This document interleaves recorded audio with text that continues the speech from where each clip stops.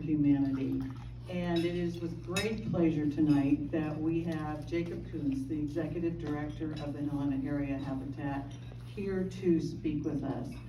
You all may remember, because I think many of you have been in the Helena area for quite a while, back in the day, Habitat was a wonderful organization, but built, I think, really just 1 or 2 houses a year, and the high school kids would work on them and that kind of thing. And Jacob, how many houses did you build this past year? We're averaging about 12. Okay, so it's gone up a lot, and they have all sorts of exciting plans to really have an impact on the housing crisis in Helena, which we're all aware of. How much rents have gone up, how much housing prices have gone up, and homeless people on our streets. So Habitat is making a powerful impact with all of the work that they're doing and the work they have planned.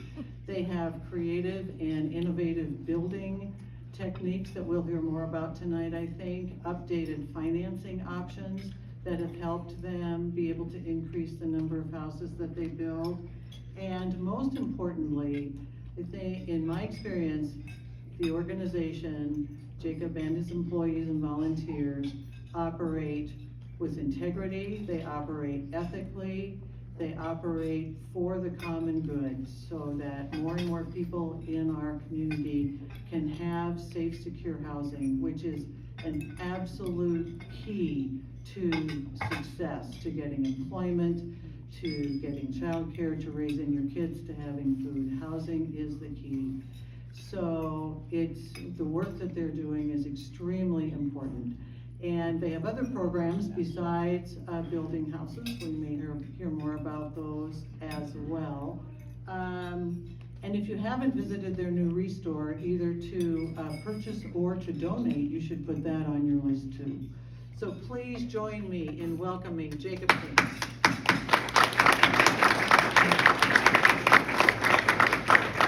Furthermore, he said he likes hard questions. Ooh. So do not hold back. I told him you wouldn't. Thank you. Well, thank you for having me this evening and for that very nice introduction. Before I get too far in here, I want to make sure that everybody knows. So Jeremy Ingram is back there. He's our volunteer coordinator with Habitat. If you are interested in volunteering with Habitat, you should talk to Jeremy or Selena. Selena's sitting next to Jeremy. Selena is an AmeriCorps member who's going to be serving with us until a little May sometime. Yeah. So, yeah, give it up. AmeriCorps members serve a vital function in Helena. They work with nonprofits for about 11-month stint for each of those, and we need those folks to build capacities of organizations. We continue to do some of this good work. So, Sandy said, don't hold back on questions. I'm probably going to say some things tonight that might, surprise you, interest you, maybe make you a little mad. That's all good. Nonprofits sometimes err on the side of trying to be all things to all people, and I'm afraid that's just not in my personality. So, we're going to talk about housing, and I'm going to say some things. I'll try to name where I'm editorializing or I'm sharing my opinion. But we're going to go back a few years and talk about a little bit about the history of Habitat, where it got started, and we'll, come forward to where we're at right now. A little history, a little economics, little housing. Never hurt anybody. 1937, Eleanor Roosevelt got together with some Quakers. Sounds like the start of a good joke. I promise it's not. And some coal miners. And they built some houses, the first, what was called self-help housing in the United States. It was in rural Pennsylvania. They built a bunch of stone houses for coal miners, and families worked together, and they resourced local materials and built those homes, and then everybody moved in at the same time. And from there, the Quakers went to Indianapolis and then to Philadelphia, where they built urban populations, primarily black families, building housing to serve black families. Prior to 1976 in America, a black family couldn't go into a bank in America and get a home loan. You all realize that families of colors were excluded from the banking system. In fact, until 1975, women in America couldn't go get a loan without being co-signed by a male relative. And when they filled out the application, it was on pink paper. Did y'all know that? No. Well, I just made it up, but no. I didn't make that up. That is absolutely true, though it sounds like something that you would make up, but that actually happened in America. And it wasn't too long ago. So 1975, but the Quakers were building going back to the mid-30s, and they started building across America with the American Friends Service Committee, and they some of these self-help housing groups went from Indianapolis and Philadelphia. They ended up with farm workers movement in California, Cesar Chavez, and they started building housing with migrant families there through a program called Mutual Self-Help, home families building housing together. It was around this time in rural Georgia, a little town called Americus, that a man by the name of Clarence Jordan had put together a cooperative farm, a mixed-race farming community where families worked together and shared the proceeds of farms. I know that St. Mary's is heavily involved in a farm community right out your door here. But Koinonia was a farm that was meant for racial justice, and they built this farming community. They raised crops, sold crops there. And you can imagine how popular a mixed race cooperative farming community was in rural Georgia in the 1940s, 50s, and 60s. The farm was very successful, but during the civil rights era, the white supremacy of the era led to extreme violence against the farming community, and a farming community of over 70 families dwindled down to just 2 in 1967. And Clarence Jordan, who was also a pastor, seeing a bit of his life work dismantled very slowly and deliberately by white supremacy, made a decision to start looking at different options. And he started, I think at that point, and we don't know this for a fact, but I think he was looking at what the Quakers were doing in building housing with folks, and he took that model and he created what was called the Fund for Humanity. Because remember, black families couldn't go get a loan. So with this Fund for Humanity, they would raise money, they would loan families money out of the fund, and then with volunteers, they would build houses, and the fund basically was the bank for families who otherwise would be excluded from affordable money. And that's where the formation for Habitat for Humanity got started, was in the late 60s on this cooperative farm in rural Georgia with a group of people who were just trying to solve the need of their neighbor. Clarence Jordan died very suddenly in 1967 in his writer's shack at Koinonia of a heart attack. And his mentor, a man by the name of Millard Fuller, who had become very wealthy through business dealings over the years, took this concept of the Fund for Humanity, and he took it and put it together with his acumen for business and marketing, and he created what was to become Habitat for Humanity in 1976. Formation of the organization, which is now in 50 states. There's 1,200 affiliates, and since 1976 combined, the organization's built 22 million homes worldwide. Yeah, that's great.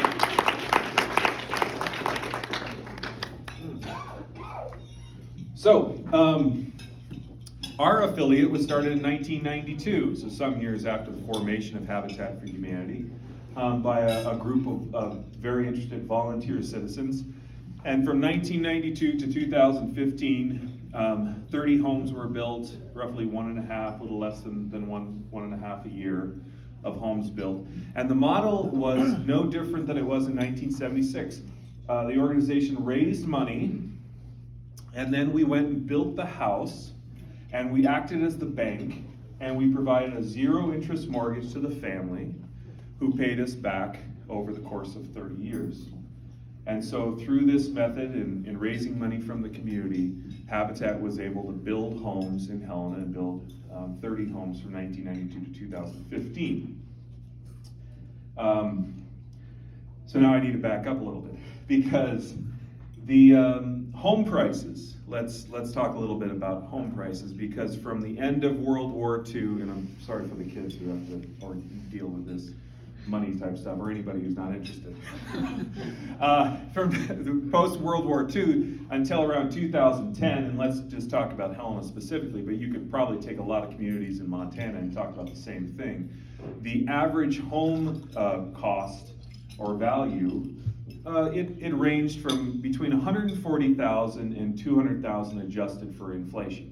Yeah, that was the average home, and that was really that's pretty stable. There's a $60,000 swing when we think about inflation between $140,000 and $200,000. And then in 2010, we crossed the $200,000 average cost of a home in Helena. And then when I arrived in Helena in 2015, that price, the average value was $230,000. And then in 2020, that average price was around $245,000, and today it's $475,000. Okay? So in a period of time from 2015, and really let's push it forward a little bit. Let's talk about more like 2019, pre-pandemic, and today. Home prices have more than doubled in the Helena area. Okay, and that presents a unique set of circumstances that have not been faced by my predecessors or folks who have been involved in Habitat in the past. Because when we started here in 2015, we built a house for $135,000. I was able to buy a lot inside the city limits for $35,000, and we went and built it with the regular Habitat style for $135,000. We sold it to the homeowner, right? That same house that was sold for $135,000 is worth $400,000 today. So it's gone up $270,000 since 2017 when we sold it. And with the old model, we didn't have a way of talking about the appreciation of homes. So if that homeowner who still lives there ever sells the home, they'll walk away with about $300,000 plus of equity that they've earned through the appreciation of the home. And that is fantastic for them, and it's wonderful. The problem is we have 450 families on a waiting list. So how can I build enough housing to serve that group of people if I'm raising every dollar and tying up that money for 30 years, acting as a bank? So there's a tension that was created between the model as it was formed in a period of time where that model made sense and what we're facing here today. Because now 80% of the population qualifies for Habitat for Humanity's programs. And we're not talking about people who are, experiencing homelessness. We're talking about school teachers, and firefighters, and our service workers, the critical, the necessary workers who, during the pandemic, we tried to keep busy so that we could keep the community rolling. And we got a real problem here, right? And the thing was, in America surrounding home ownership is, post-World War II, the banks created a marketing plan called the American Dream. This isn't something enshrined in the Constitution or the Declaration of Independence. It was invented by a group of bankers who wanted to sell the 30-year fixed-rate mortgage in a period of time when the average home price vacillated between $140,000 and $200,000 adjusted for inflation. And it worked for a lot of people, including a lot of people in this room, I'm guessing, and myself. When we came, Jess and I came to Helena in 2015, we bought a 4-bedroom, 2.5-bath house on a 1/4 acre across the street from Broadwater Elementary in the Carroll College neighborhood, so inside the city limits, $184,000. Now it's an ugly little house, I'll admit it. It's still ugly, but it works for us. We've done some updates to it over time. Right now, that house is worth over $400,000. Now, that has nothing, that appreciation from $185,000 to $400,000 a day has nothing to do with my personal values or how hard I worked or anything more than good timing. I just happened to time the market and buy low, and now I have equity in a house. But that equity is not gonna do me any good unless I sell it and go buy another ugly house, because it's stuck in the house. And it's great, I'll admit, it's wonderful to have equity because there's other things you can do with that, and that's been the primary way that American families have generated wealth over time. But the problem is that housing is more than an investment, it's a necessity. Whenever we talk about necessities of what people need, what do we say? Food, shelter, right? It's not a luxury item, but we tend to treat it like that because we start thinking about an investment, which leads us to have to build in this mythology surrounding the self-made individual, the person who can work hard enough and can be dedicated enough to their community to be able to, afford a down payment and then buy a house and work hard enough to get themselves into a position. Well, families today, for a $475,000 home, to put down 20%, that's $95,000 of a down payment. Who's got 95 grand? And let's say you put down 10%. Let's say you can come up with $47,000, all right? Maybe, I don't know who's coming up with that. $47,000, the monthly payment on a $475,000 house, $3,500 a month. You have to have an income of $140,000 as a household to be able to afford that house in Helena. So who are buying these houses? I have my own theory about that. Since I have the microphone, I'll tell you. So during the pandemic, we learned quite a few things, and things that we already knew, which is Montana's a pretty great place to live. And one of the other things that we learned was that nobody needs to be really in a place anymore to work. You can work remotely. So right now, and you may have started hearing, if you follow the news, you're starting to hear things about the commercial real estate crisis. Something to equal the 2007 economic downturn. And that is directly related to millions of square feet of open office space in major cities where businesses have begun to realize they don't need to have their workers at a physical location anymore. Internet and technology and our smartphones and computers have made it possible so that you can be sitting in Fort Benton, Montana and working in Los Angeles, California through a wireless feed. Something similar I would imagine to when they started they had the steamboats going down the Missouri River, right? They brought everything down. It must have been Grand Central Station down the Missouri Breaks. One steamboat after another coming up the river. One after another, where they would offload in Fort Benton into big oxen trains, and then they go over the Mullen Pass, and then down to the Columbia River. And then the railways came in, and the river became a ghost town, right? Because everything was coming in on rails. In the 1950s, with Eisenhower, with the interstate system, made trucking a possibility. The railways started to decline, and the railway towns went out. We were sitting smack dab in the middle of another economic shift that's going to affect Montana like very few other places. Because Montana is this amazing place to live. People want to live here, and now they can live here, and they can bring their incomes from other states. And that's going to put an increasing strain on working people in Montana. It already has, and it's going to continue to go that way. So I don't want to drone on about that, but just to say that as an organization, that we have it in our mission, a Helena area where everybody has a decent place to live, that building one house at a time didn't cut it to be able to serve the rapid rising needs of our population and folks who are coming to the table.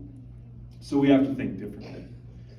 So we've started to do things differently, which is why we're building 12 houses instead of one. And one of the things that we did, and this is controversial, is that we said, we can't do a zero interest mortgage anymore, because when we have a zero interest mortgage, we have to be the bank. So we go and we come to you and we raise money to build the house, and then we tie up that money for 30 years. We need to take every dollar that we have, and we have to keep on moving it forward in as long as possible and where it's not absolutely necessary. So we don't do zero interest mortgages anymore, and we don't act as a bank. We don't hold money. We move money forward. We also started to invest more in the families that were coming to us to help them build their financial abilities. So a lot of folks, I don't know about you, but if you ever had a challenging financial time, it's really tough to open the mail and read the bills and look at credit scores and look at debt and think more than just how am I going to get through the next day. So we started to invest in how do we get people to think about credit, building credit, paying down debt, so that they could afford more of a mortgage, so that we could fundraise less. Okay? So that's another thing that we've been doing. We've been working on trying to leverage different grant resources through this process as well, so we can keep our costs out of building houses. So it's just labor and materials. Our cost to build a decent house, about 1,100 square feet, 3-bedroom, 2-bath, has risen from $135,000 in 2016, and right now that same house is about $230,000. And that is primarily the main issue is land. Land costs went from $35,000. Now it's hard to touch a lot for under $100,000. In the city limits of Helena, I can't touch anything for less than $150. It used to be $35 just a few years ago. And then the other thing that's happened is that we've had subcontractors and material prices that have gone up, especially during the pandemic. We're starting to see those prices come down a little bit, but the subcontractor labor is high. We need electricians and plumbers and concrete workers, and we need all those different folks coming and helping to build these houses. So those have all contributed to the rising cost of the way we're building houses. The other issue that we have in Helena is that Helena's economy was a pretty stable place. You had the state workers here, and so all the housing was really single-family housing. It was the one house detached with a little picket fence, and a nice big yard, like my yard, ridiculous amount of yard, 12,500 square foot lot. I don't know about you, but when I'm watering, I feel like I should just turn off the water and go throw dollar bills on the front yard.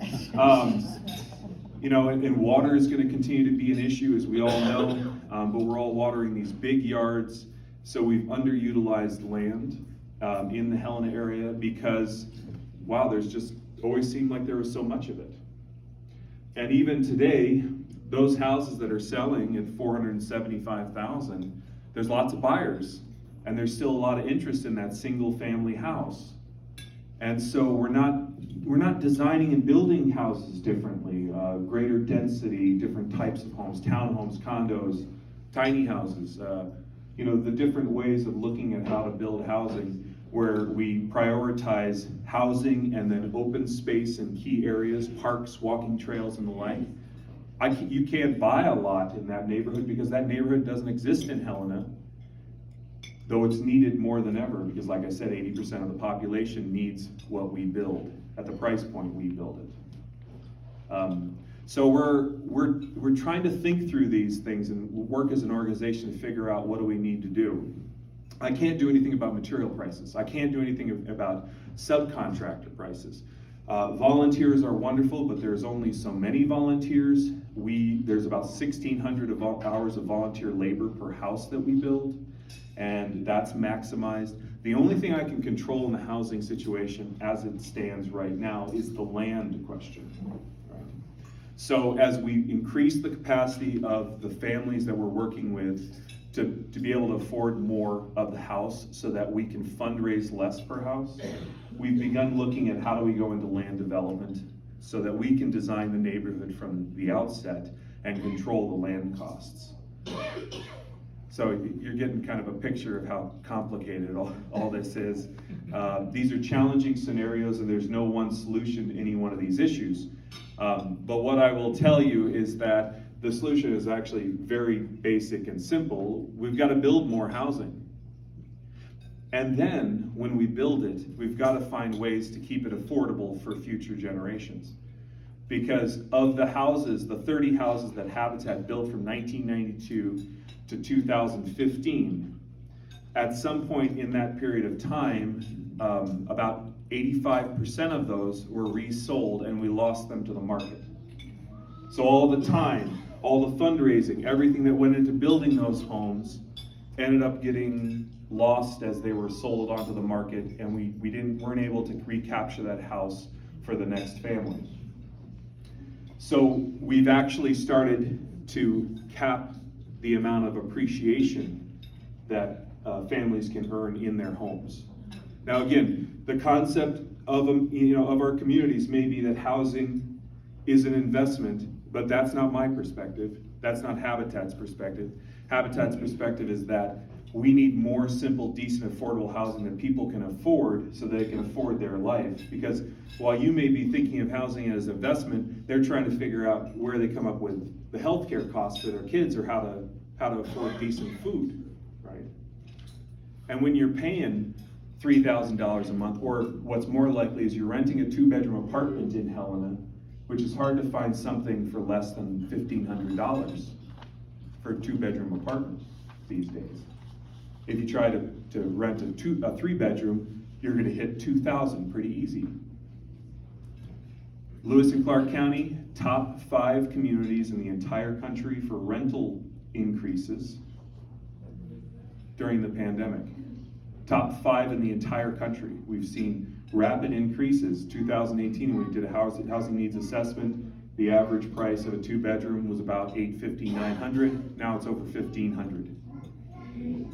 Do you think that incomes have increased to match that? No.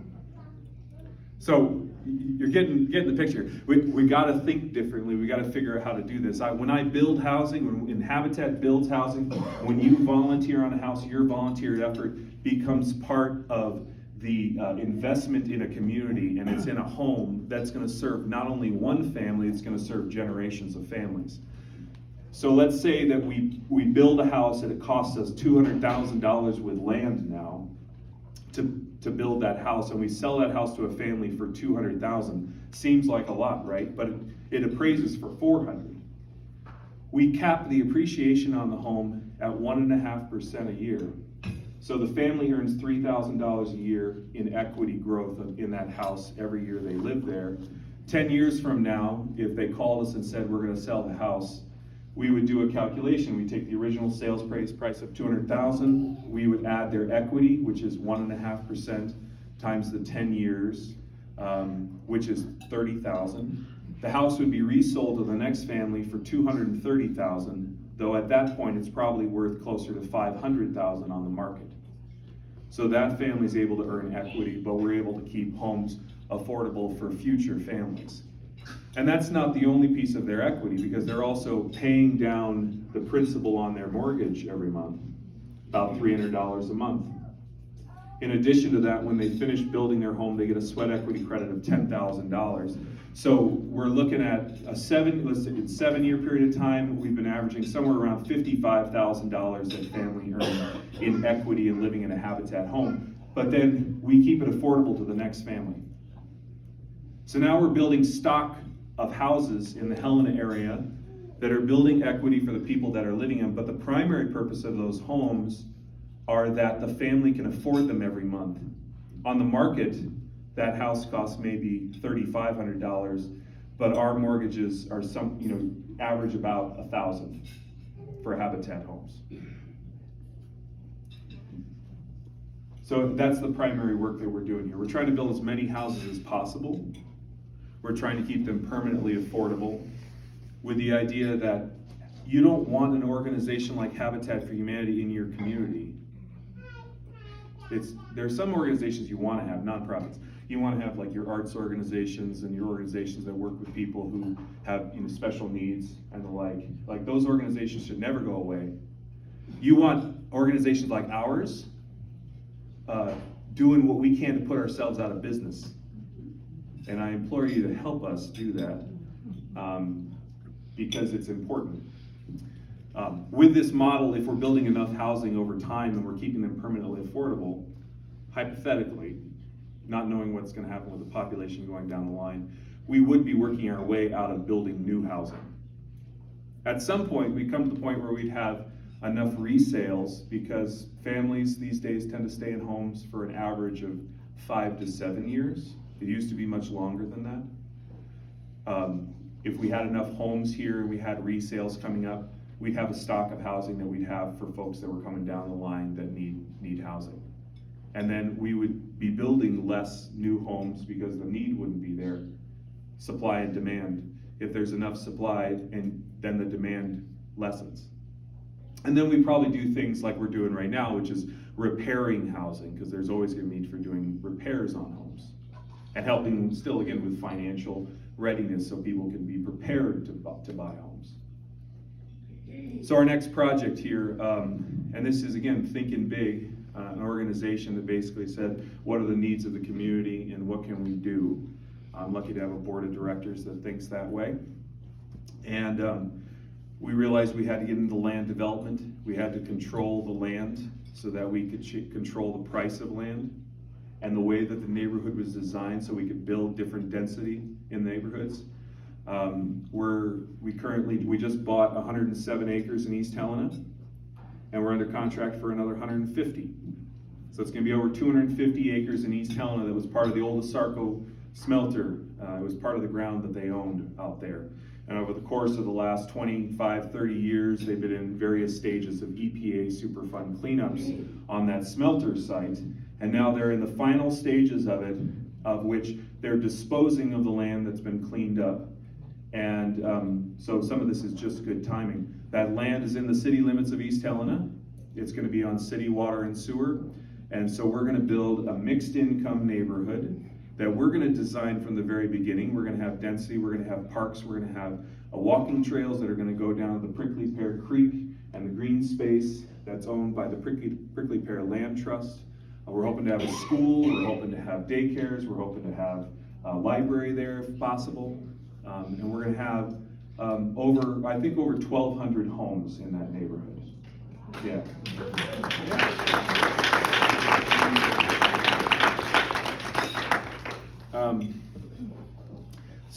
And that started 3 years ago, our negotiations on that land, and then we now own that first parcel. The second parcel we'll own by the end of this year. And then we're in the design stages with that, because we want to build a world-class, top-notch neighborhood. And we can do it because, not being profit-driven, we can examine how do we build it so that we maximize the impact. The idea is with these neighborhoods is that you don't want one income bracket stuffed into one neighborhood. Okay, I don't care if it's very wealthy people or very poor people. It's best to mix people in those neighborhoods. It'll be master planned, which means you can't tell whose is who. And I don't know what percentage of it will be market rate, 40, 50%. The idea is that we would sell lots to for-profit builders to build market rate homes, and we use the proceeds for the sales of those lots to offset land costs for the remainder. So my land costs, which were $100,000, we can come down, maybe have a sliding scale between $10,000 and $35,000 based on the income of the family. And we have more flexibility about how we build. And now my average cost of about $230,000 can drop to below $200,000, and we can reach a greater segment of the community through the homes that we're building because we're controlling the land. And they'll actually be nicer places to be. If you've seen where we're building right now, out at Red Fox Meadows, on the corner of Canyon Ferry and Lake Helena Drive, that's a very nice neighborhood, but everything's on wells. And because of that, there's basically a soccer field between every house, because you can only build so many houses because you've got wells. Very nice houses, very nice neighborhood, but not dense enough. There's no sidewalks, there's no street lights, the streets aren't wide enough to even park a car along, and that's just because of design standards that we're out in the county. These are gonna be communities that are gonna have, like I said, trails and street lights, and it'll have sidewalks and parks and everything else associated. These keeps on dying on me, so it's saying to me, you're talking too much. You're wearing me out. So sorry to hear me have me drone on this way. The other thing I want to, I guess, say is, we used to think about habitat. We would go find the worst story that we could find. So applicants that came through the door, we oftentimes chose our home buyers based on who had the hardest story. And I will say sometimes that led to a culture, and it's prevalent in philanthropy in America, this idea that there's these poor people who can't do for themselves. It's another part of mythology, this idea, mythology of the noble poor. Like here we are, Habitat for Humanity's found the one noble, deserving family that deserves a house, and here we are. We bring them before you for your review, and you know, consider them for your charitable contributions. That's a myth, the same way it's a myth that any person in America bootstrapped their way into economic existence without any help or any kind of input whatsoever. The families that we build with are powerful. They have tons of potential. They just need opportunity, right? They're not poor little deers. They're individuals who are just looking for what anybody is looking for in America, which is an opportunity to live in a safe, decent, affordable home. And all Habitat does in the midst of that is bring the market within their reach. And we do that through the work of volunteers. We do that through leveraging dollars against dollars against dollars to make that possible. And we do that through the spirit of a community that basically says that everybody that has the ethic, everybody who lives in our town deserves a safe, decent, affordable place to call home. Not because we feel sorry for them, and in fact, I challenge you to spend a day building with these folks, and come to the end of the day and you feel sorry for them. They don't feel sorry for them. They're working full-time jobs. They all have kids, and they're coming out and working the equivalent of a full-time or a half-time job over the course of 10-month build, not only building their house, but the house of their neighbors, with nobody moving in till all those homes are done. Now that's an inspiration, and it deserves our respect. And we've come to respect that over time, and it's actually cemented our position, understanding that what we've got to do is build as many houses as possible to create as much opportunity as possible. And we got to get out of this mindset that we're rescuing people, but we're just creating opportunity for people and giving them that hand up that they deserve as equal members of our community, that we are reliant on, by the way, to ensure that our community keeps on running successfully. I'll guarantee you, you will not like Helena with a bunch of Silicon Valley workers sitting in front of a pasty white Silicon Valley workers. No offense to anybody here. Company here. You need your service workers. You need your CNAs. You need your teachers. You need your police officers, right? You need your firefighters.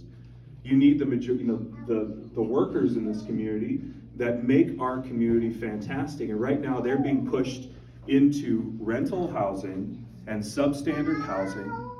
And that's going to create a stigma, because people are going to look at those units and be like, look at all those poor people over there and look at what they're doing. And then we're going to create new ideas in our mind that they're not deserving, because why don't they just work harder, when we've created the system that have put them in a bad situation to begin with. So that's what Habitat's doing.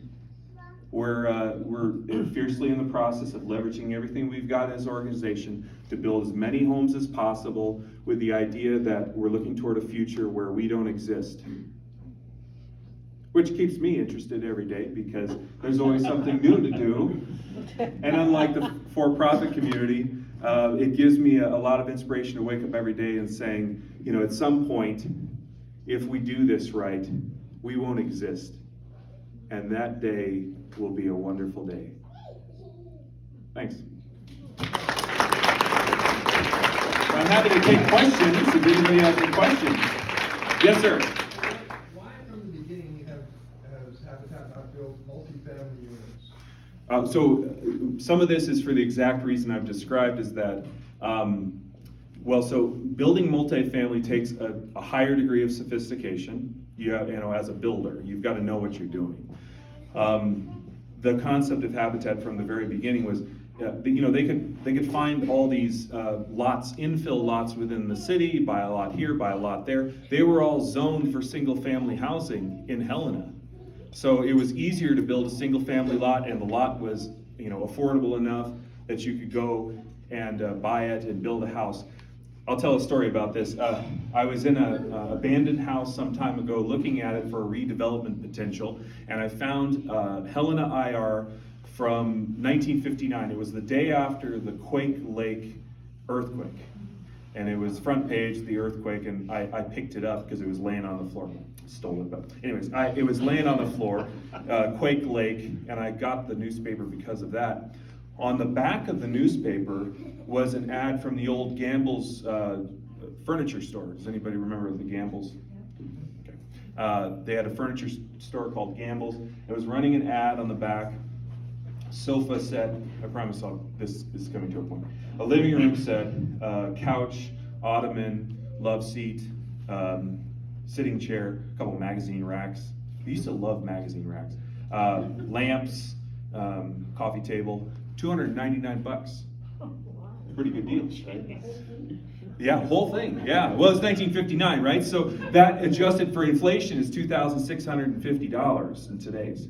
But as I flipped through the rest of the newspaper to the classified section, in the classified section was an ad for a 1/4 acre lot in the city limits of Helena, $275.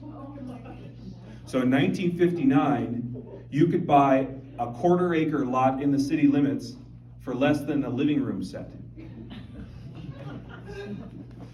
So I like to ask people, show me your $150,000 living room set. Because that I'd love to see.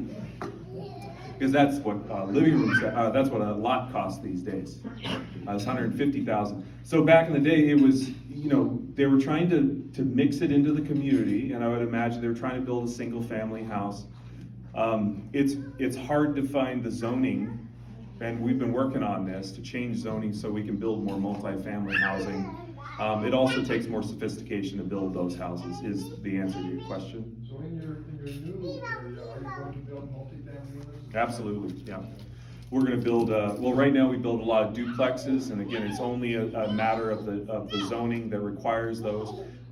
We'd be looking at, townhomes, row houses like you're seeing in Europe, where you'd have houses right next to each other and then a pocket park down the street.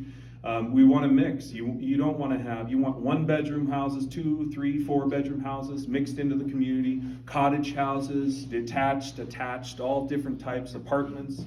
You want all that mixed because, if somebody moves into your neighborhood and then they're like, okay, well, this 1-bedroom apartment's getting a little snug. Okay, well, oh gosh, there's a house down the block and we can now afford that house down the block. So you create different types of housing so that people can move up in your neighborhood. Yes? I know this is happening in other communities, and I wonder if it's happening in Helena, but some of the available housing stock is being bought up and converted into Airbnbs and burgos. Yeah. Yes. Yeah. Well, and it goes back to, so the question is about a lot of housing stock being converted to Airbnbs.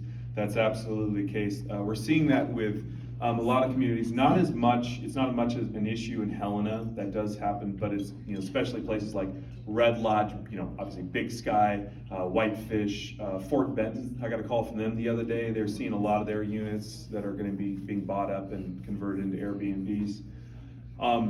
Yeah, that's become a whole industry.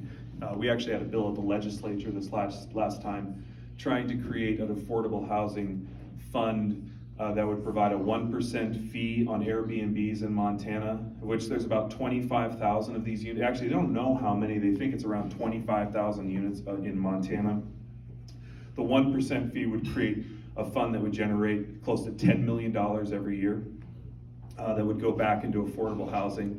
That is an issue, especially in more of the resort communities, I guess you'd say. And it's one of those issues that we have to keep on addressing when we start looking at permanently affordable homes that have to be resold to income qualified buyers. Yeah. Yes? For a short-term solution, could you do something like a park where there's tents and, facilities and stores? Yeah. The question is short-term solutions, and I think you're referring to working with people who are experiencing homelessness. Exactly. And trying to find solutions. So this is one thing I'll tell you is that Habitat, I'm not the expert in housing for folks who are experiencing homelessness, you know, there is a whole segment of people in this community that are working on these issues. What I can tell you is that the answer to it is not doing nothing. It just gets worse. People are afraid that if they actually do something that's gonna attract more people, and there's this vicious cycle that comes up that continues to present itself. There are some folks that are short-term homeless, right? And those folks just need a little bit of time and a safe place to you know, put their hat until they get set up again. That's a lot of people. And then there's a whole segment of folks who are experiencing long-term, you know, houselessness, homelessness, where there's mental health disorders, drug addiction and the like, and they need permanent supportive services. So there's some great models out of New York City they've started to do surrounding this, and it's basically the concept is, you know, for the folks who are short-term, they just need a place to kind of hang their hat until they get back on their feet. But the folks who need that kind of more permanent supportive service, you gotta have wraparound services. You can't just all throw them up in a building and then like walk away and think everything's all great. You gotta have health care, and you gotta have mental health workers, and you gotta have caseworkers working with those folks. This issue in Helena is just gonna continue to grow until we do something about it. And you know, we pay for things as a community that we value, right? The only question is, you know, what we're gonna value. And if people think that it's important enough to create a place where people aren't dying on our streets because of the cold, then we'll figure it out. One of the commissioners last week said, you know, we're afraid of becoming Portland and Seattle, and I understand that, but those are survivable climates. You know, in the winter, you can survive a winter in Portland and Seattle. Montana is not survivable climate. You gotta have a solution for folks here, so, yeah. But, you know, Habitat doesn't specifically work in that area. We basically are working for folks that, we have worked with folks who have at one point experienced homelessness, and then they found transitional housing, and then they bought a house. We work, and we have partners that we work with, so, yeah. So Jacob, I know that, hi, I know that Habitat likes to build from the ground up. What about the existing buildings here in Helena that are vacant, that can house multi-families, or that can house like the individual that just needs a room and is community driven? How does Habitat, or how could Habitat help that situation? Yeah, I think that is, so when you get into, there are organizations that work specifically with those type of situations. And again, we're not in rentals, but we partner with people, or we create land in our neighborhood that we partner with a group like Homeward to be able, or RMDC to come in and create rental units, or redevelop a structure. So Homeward's been doing this across the state with existing buildings, and then they have an expertise of coming in and examining the building and then rehabbing the building. It's really easy as an organization to start playing squirrel, where you like, go do this and go do that. And I think one of the greatest challenges that we have is right now that there are some of those situations, especially buildings and around commercial space in Helena. Houses, we can't touch any houses, because the moment they come up, if they're lower priced, they're instantly gone, and a lot of times they're sold to investment folks or people out of state. And you know, they're doing other things with it. I mean, we always are looking at projects like that, but we probably enter those like redevelopment projects with a partner. So an example of this is that the Our Redeemer's Lutheran Church project you may have heard about, where they have a piece of land they're looking to redevelop. So that idea is like YWCA would do some transitional housing space, RMDC would do some rental housing, and Habitat would build you know, affordable houses, and then have a mix of housing there. But yeah, I've looked at a lot of buildings in Helena and found that I've sometimes referred other people, hey, you need to come and take a look at that, because I know that's their expertise. Because that old St. John's Hospital building Yeah. is like vacant, and Yeah. you know, it could be. And that would be a really cool, and I know there's a bunch of nonprofits that are looking at and examining that for it. Yeah, I think that some of these topics, you can get into an abyss with no bottom, right? Once you start going down a rabbit hole, it's really easy, especially with these older buildings, and with conversations around housing in the community. We show up like if there's a partnership to be had, but it's really challenging in this period of time to stay focused and basically be thinking long-term, because there's so many problems right now. It's hard to know where do you start. Right. And it's easy to sort of get into a ping pong back and forth where thinking and planning leads to planning and thinking.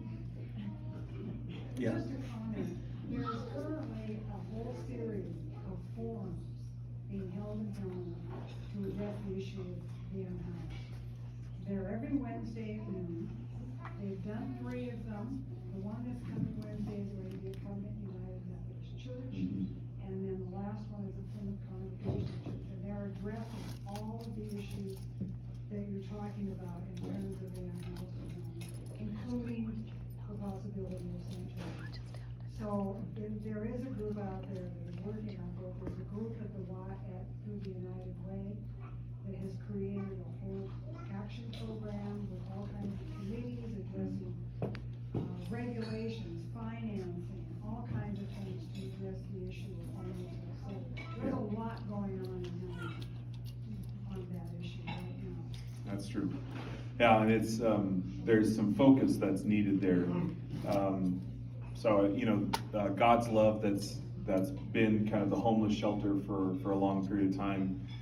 You know, I don't think that they have an interest in moving beyond what they have.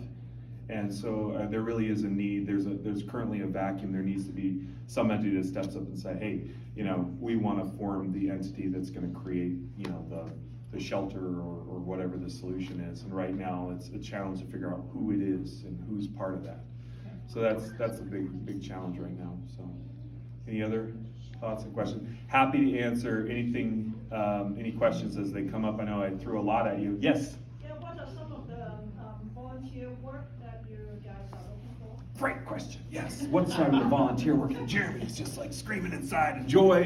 The whole time he's like, you didn't mention volunteers. He didn't say that. So we have work crews all year round, and we have work crews that come out every week. We have a dedicated group of Corps volunteers that show up every Wednesday. They're the Precision Volunteer Corps. Oh, Precision Volunteer Corps. Wouldn't you like to be a part of that? That's a lot of retired folks that come out and they lend their hand once a week. And then we have groups. We've got church groups, civic groups, corporate groups. Hey, get together with a friend. Call yourself a group. Come on out. Building on Saturdays, building on Fridays. We've got opportunities at the Restore where, you know, most of the folks who work at the Restore are local volunteers, just helping out, working with customers. Tuesday through Saturday, all kinds of different opportunities there. Did I miss anything, Jeremy? Put you on the spot. Yeah.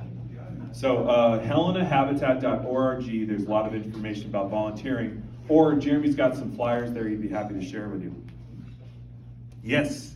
What do you think about Vanguard and BlackRock buying up all the property in America? Oh, I just love it. It's giving me a warm feeling. No, I hate it. Yeah, I mean, I think this is the same thing that's happened with farmland, is that it's, you know, land and houses everything becomes a commodity. At some point, we've got to figure out how to keep that close to communities and make sure that it's kept affordable for folks. So, you know, we're doing a bunch of different things to figure out long-term affordability, because long past when I'm dead and gone, I'd like the work that we've done today to still be doing it, because we're building houses that hypothetically will be here 200 years from now, you know, barring the explosion of the Yellowstone caldera, which, you know, none of this is going to matter, let's just admit it, if that happens. But barring that potential, these houses will still be here 200 years from now, and so the work that we do today will still be doing the work 200 years from now if we put the proper processes in place. But yeah, you know, most of my work is gaming the system in favor of people who need it the most. Instead of we're putting the money in the pocket of corporations, we're trying to figure out how to put the power and the possibility and the money in the pockets of working people. Okay, you guys, we can invite him back. Sorry. Yeah. Thank